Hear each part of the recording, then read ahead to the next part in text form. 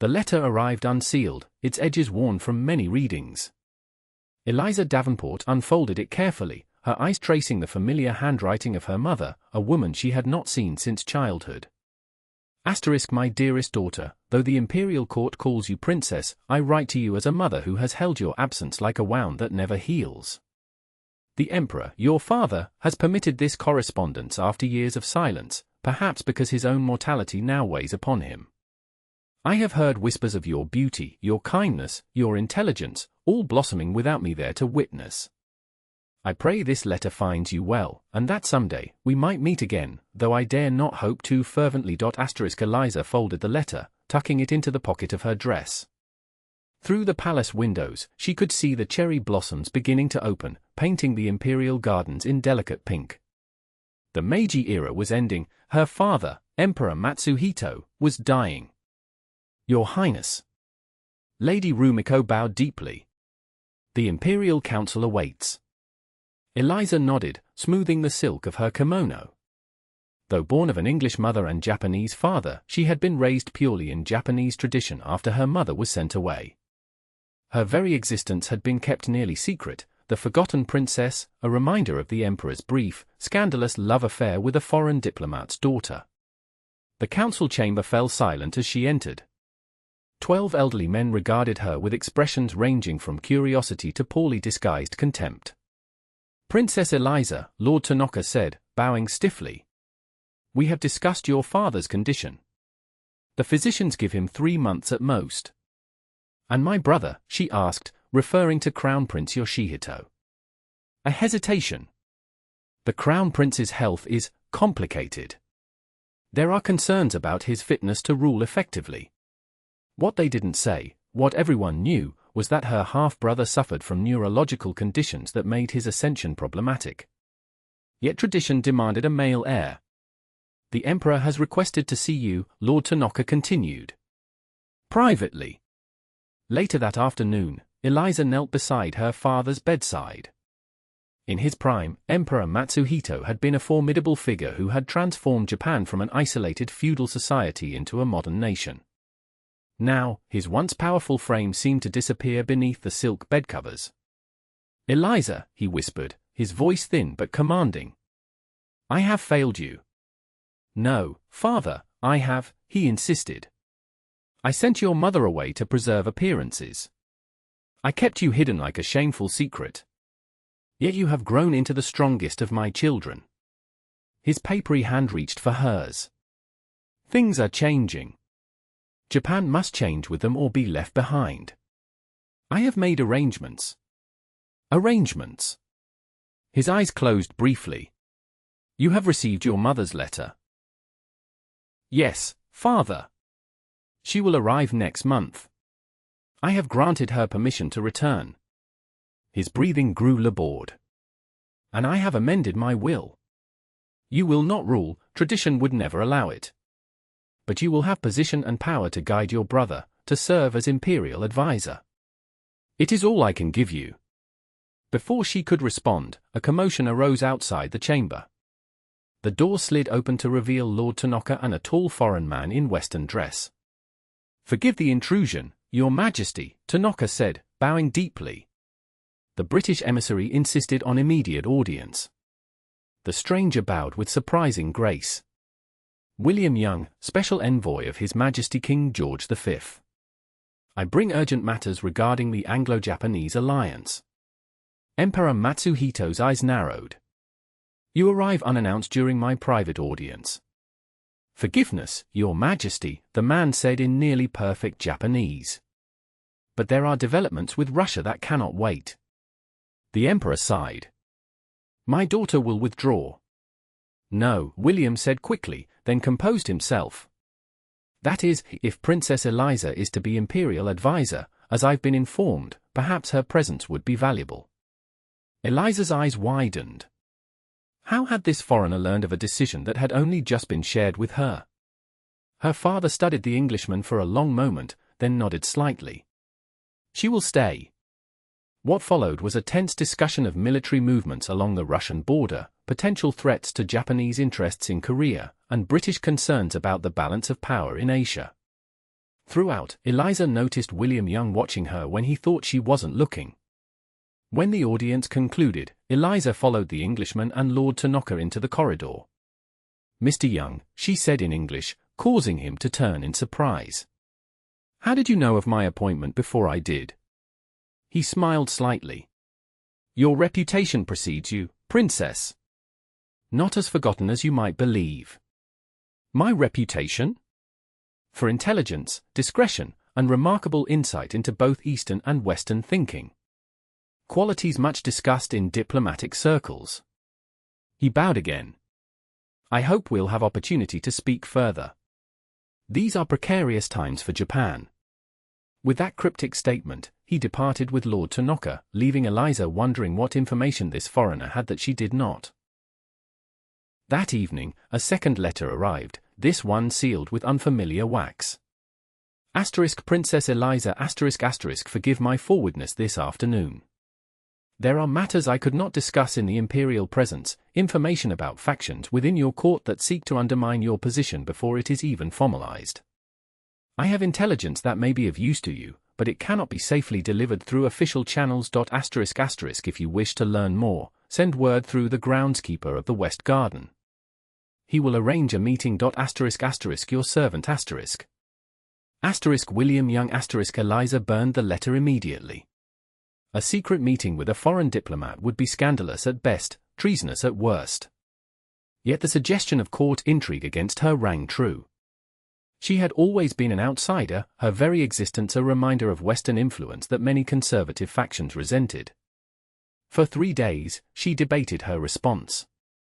On the 4th morning, while walking in the West Garden, she approached the elderly groundskeeper. "The cherry blossoms will be magnificent this year," she said quietly. The old man nodded without looking up from his pruning. "The English gentleman said you might wish to see them from the pavilion on the hill. Tonight, when the moon is highest." That night, wrapped in a dark cloak, Eliza slipped through the gardens. The pavilion stood on a small rise, offering views of the palace and the distant lights of Tokyo. William Young waited there, his tall figure silhouetted against the moonlight. "You came," he said, sounding genuinely surprised. "I still don't know if that was wise." Eliza remained near the entrance. "What information is so important that we must meet like conspirators?" "There is a faction led by General Yamagata that believes your brother unfit to rule and you too Western to advise. They plan to force a regency council of their choosing." "How would you know this?" William's expression grew serious. "Because the British government has been approached to support their efforts in exchange for favorable trade considerations." "And will you?" "That depends on what's best for Britain. And perhaps on what's best for Japan." Eliza felt a chill that had nothing to do with the night air. "You've been sent to assess me, then? To determine if I'm worth supporting instead?" He didn't deny it. "You understand the game quickly, Princess." "It's not a game when it's my life," she replied sharply. Something in her response seemed to catch him off guard. For a moment, his diplomatic veneer slipped. "No. You're right, of course." He stepped closer, lowering his voice. "There's something else you should know. Your mother," a twig snapped nearby. William immediately pulled Eliza deeper into the shadows of the pavilion, his body shielding hers. They stood frozen, barely breathing, until the sound of footsteps faded. "Palace guard," he whispered. His face was inches from hers, close enough that she could see flecks of gold in his green eyes. "You should return separately. We've been here too long." "You were speaking of my mother." He hesitated. "Not tonight. It isn't safe." He reached into his coat and pressed a small object into her hand. "If you need to contact me, use this. It's a Western innovation, a cipher disk. I've included instructions." Before she could respond, he bowed slightly and disappeared into the darkness. Eliza returned to her chambers, her mind racing. The small metal disc felt heavy in her pocket, a tangible connection to a world beyond the palace walls, to dangers and possibilities she was only beginning to understand. The next morning brought news that the Emperor had taken a turn for the worse. As Eliza hurried to his chambers, she was intercepted by General Yamagata himself, a stern, imposing figure with a reputation for ruthless efficiency. "Princess," he said, blocking her path. "The Emperor is with his physicians. No visitors are permitted. I am his daughter, General." "You are half his daughter," he replied coldly. "And Japan needs full-blooded leadership in these uncertain times." The insult was deliberate, the threat barely veiled. Eliza met his gaze without flinching. "How fortunate that my brother is Crown Prince, then," she said evenly. "Though I'm certain you have Japan's best interests at heart, as always." Something dangerous flashed in the general's eyes. Interests that might be better served without foreign influences whispering in the imperial ear. He stepped closer. "We know of your midnight meeting, Princess. Be careful who you trust." He walked away, leaving Eliza shaken but resolute. That evening, she used the cipher disk to compose a message requesting another meeting with William. This was no longer about politics, her very safety might be at stake. 3 days passed with no response. On the 4th day, as Eliza sat in the garden sketching the cherry blossoms, Lady Rumiko approached with news.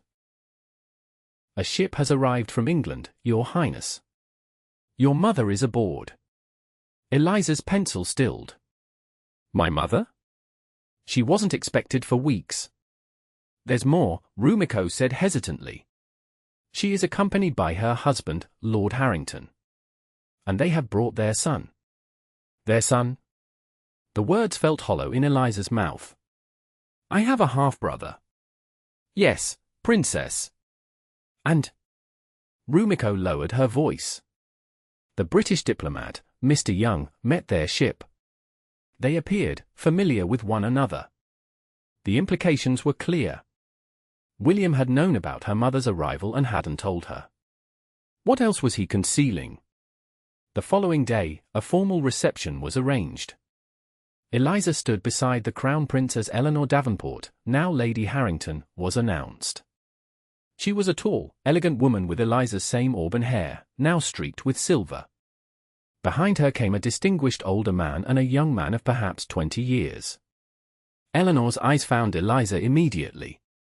For a moment, the carefully orchestrated ceremony seemed to fade away as mother and daughter regarded each other across decades of separation.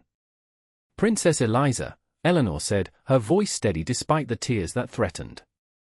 She bowed deeply in the Japanese style. "Thank you for receiving us." Eliza wanted to run to her, to embrace her as she had longed to do since childhood. Instead, she inclined her head formally. "Lady Harrington. Welcome to the Imperial Palace." Later, in a private receiving room, the careful formality finally gave way. Eleanor crossed the room and took Eliza's hands in hers. "My daughter," she whispered. "Look at you. So beautiful, so poised. Why did you leave?" The question that had haunted Eliza's childhood escaped before she could stop it. Pain flashed across Eleanor's face. "I didn't leave you, Eliza. I was sent away. Your father gave me a choice, go quietly or be publicly disgraced and separated from you forever. I thought, I hoped, that someday you would understand. And now you return with a new family. Edward is your brother," Eleanor said gently. "He has grown up hearing stories of his remarkable sister in Japan. He has longed to meet you." Eliza glanced toward the young man who stood respectfully near the door. He had their mother's eyes. "And William Young?" Eliza asked, keeping her voice neutral. "How does he factor into this reunion?" Eleanor looked surprised. "William? He's Edward's friend from university. When he learned of our connection to you, he arranged to be assigned to the diplomatic mission here." Her expression softened. "He's spoken of you in his letters to Edward. Quite extensively, in fact." Before Eliza could process this information, a palace attendant burst into the room. "Princess! The Emperor has collapsed. The physicians say." His voice broke. "They say it is time to say goodbye." The imperial family gathered in the Emperor's chambers. Eliza knelt beside her father, holding his frail hand as his breathing grew increasingly labored. Crown Prince Yoshihito stood nearby, his own health visibly failing, while court officials whispered urgently in the corridors outside. "Eliza," the emperor whispered. "The documents in my private study. The succession.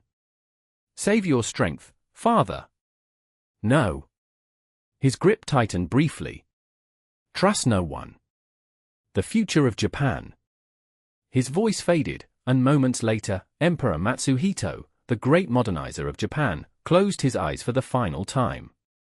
The days that followed were a blur of ritual and politics.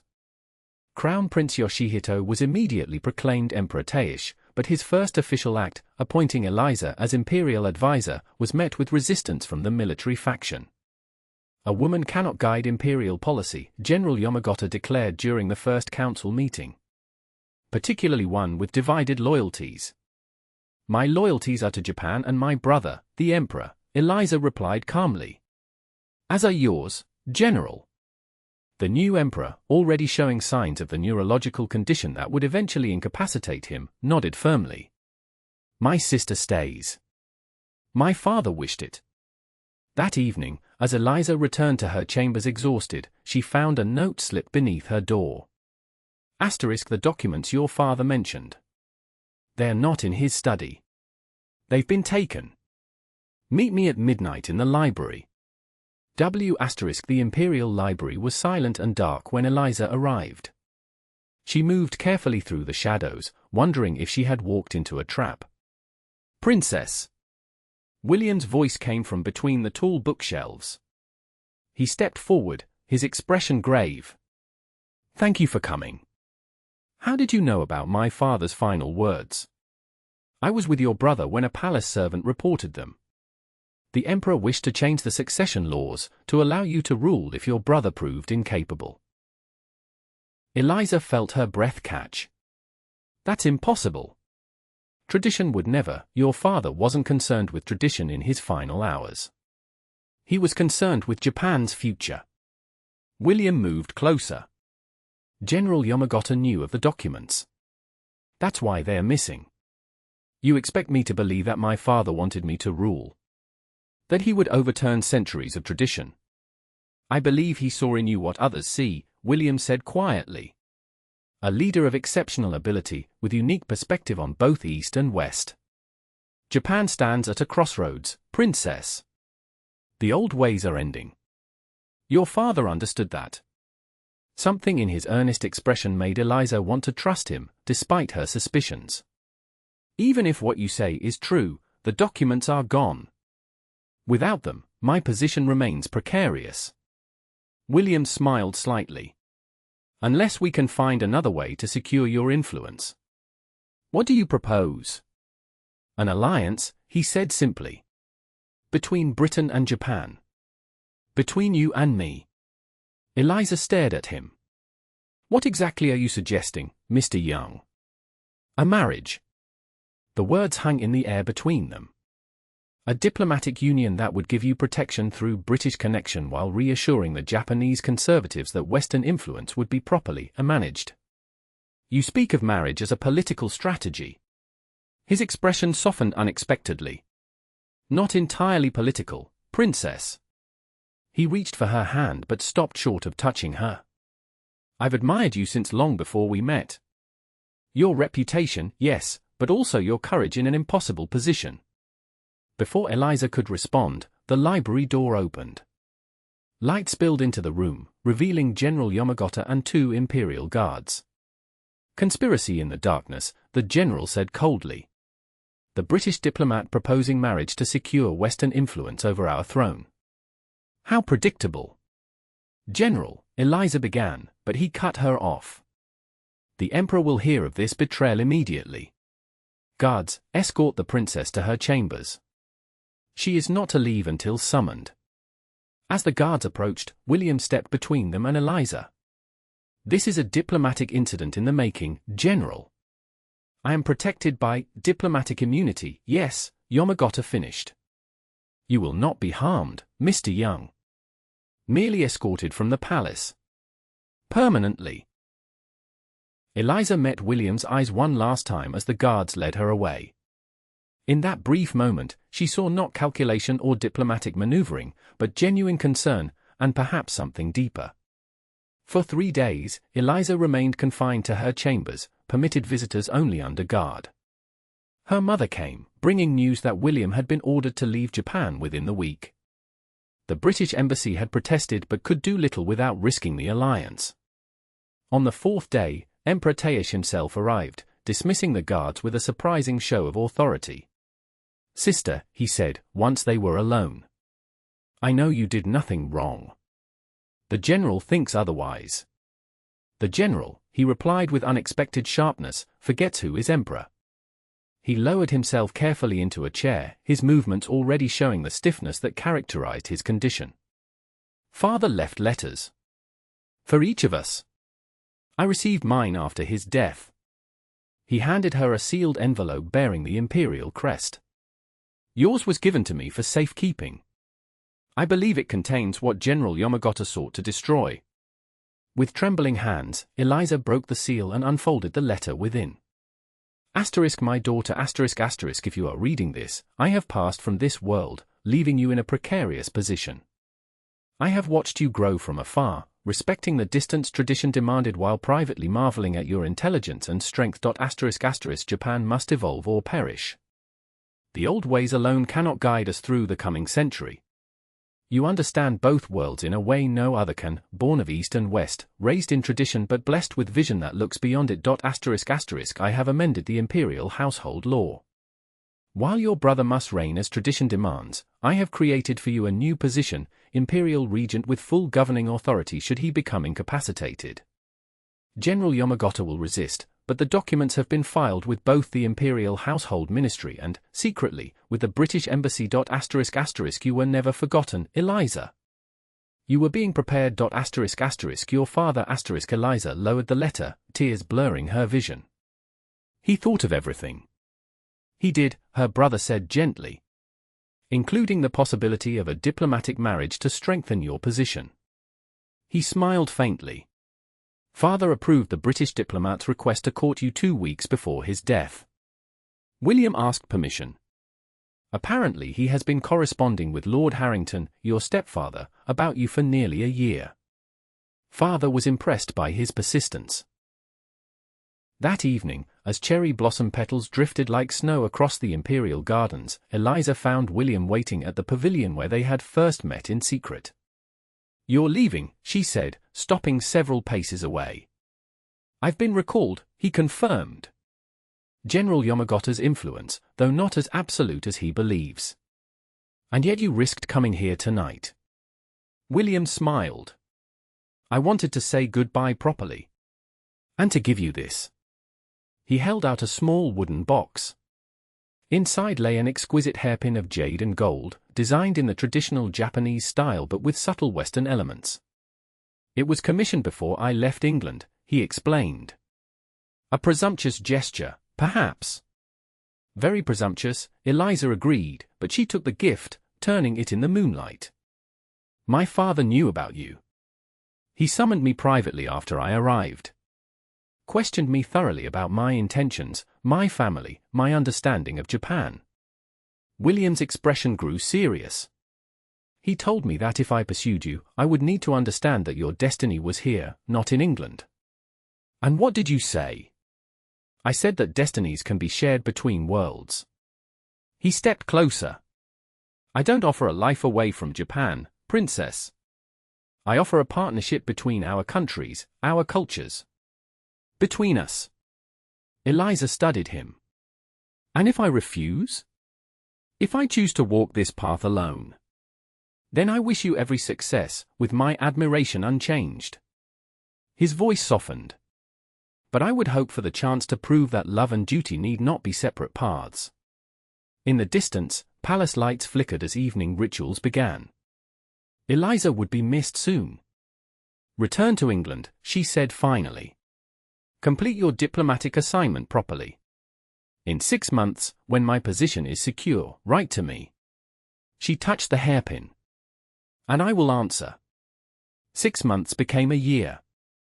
General Yamamoto's faction fought the Imperial Regent provision, but with British diplomatic support and the new Emperor's surprising resilience, Eliza's position gradually strengthened.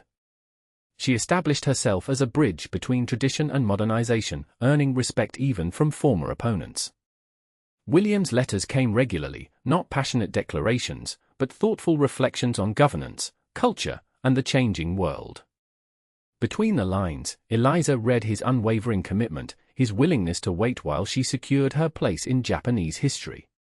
When Emperor Taesh suffered his first serious episode of illness, Eliza stepped seamlessly into her regency role. She guided policy while preserving the imperial dignity, balancing military ambitions with diplomatic necessities. Even General Yamamoto grudgingly acknowledged her skill. In the spring of 1914, as war clouds gathered over Europe, William Young returned to Japan, this time as the official British ambassador. Their reunion took place in the Imperial Gardens, where the cherry blossoms fell like memories around them.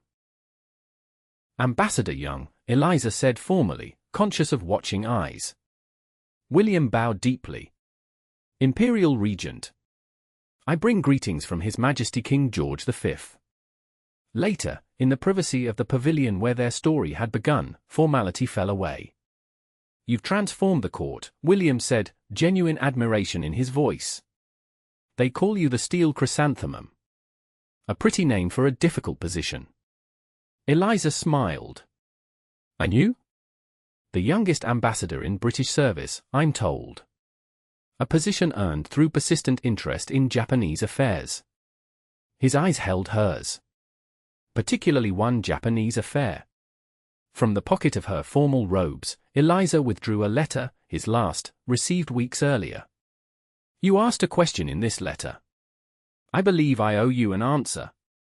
William's expression grew serious.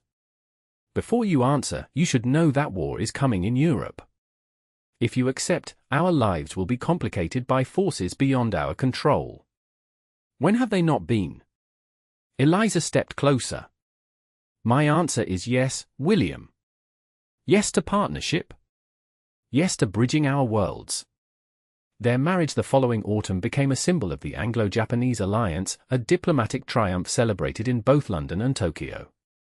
Yet for Eliza and William, it was far more personal, a union of equals who had found in each other the perfect complement to their strengths.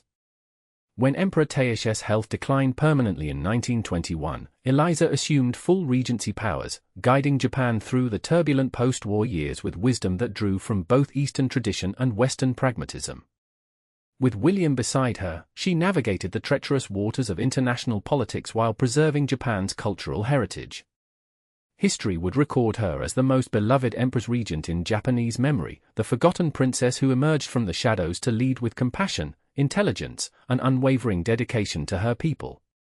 In Imperial archives, a simple entry marked the beginning, Princess Eliza Davenport, once hidden from public view, today took her rightful place in the imperial succession, fulfilling the vision of Emperor Matsuhito for a Japan that honors tradition while embracing change. But in the private gardens where cherry blossoms fell like whispered promises, Eliza and William knew a different, simpler truth, that the greatest empires are built not through politics or power, but through the courage to reach across divides and the wisdom to recognize that strength often lies in what others have forgotten.